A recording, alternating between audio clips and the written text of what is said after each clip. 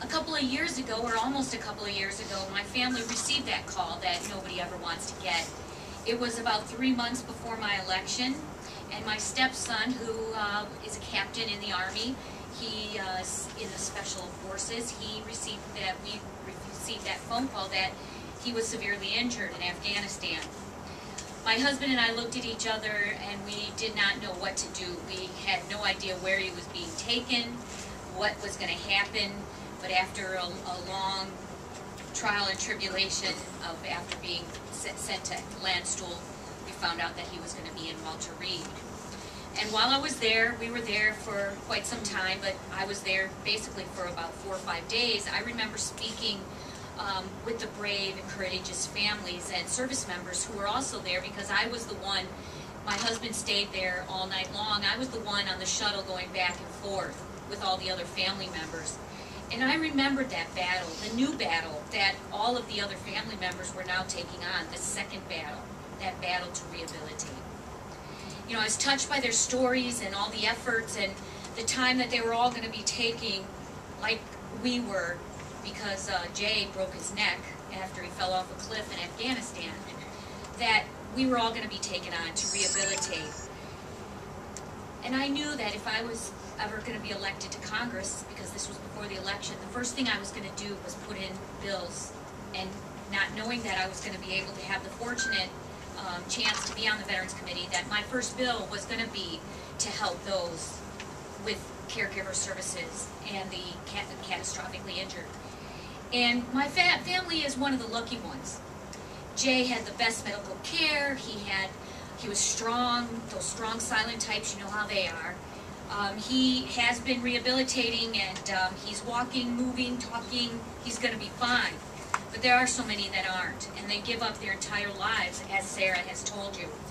You know, these are the men and women who are called to serve every day, and they happily go back over and over again.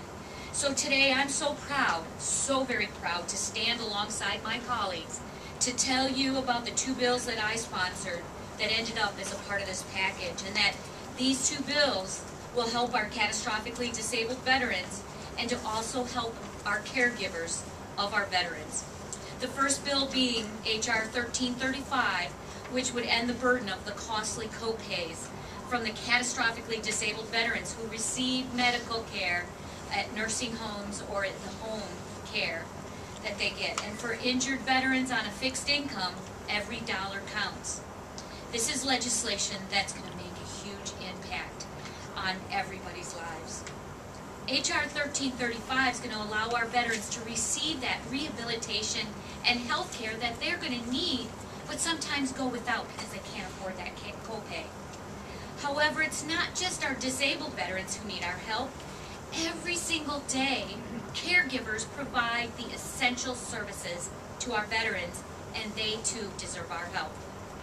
You know, I've spoken to them personally over and over again, not only while I was at Walter Reed, but across my district.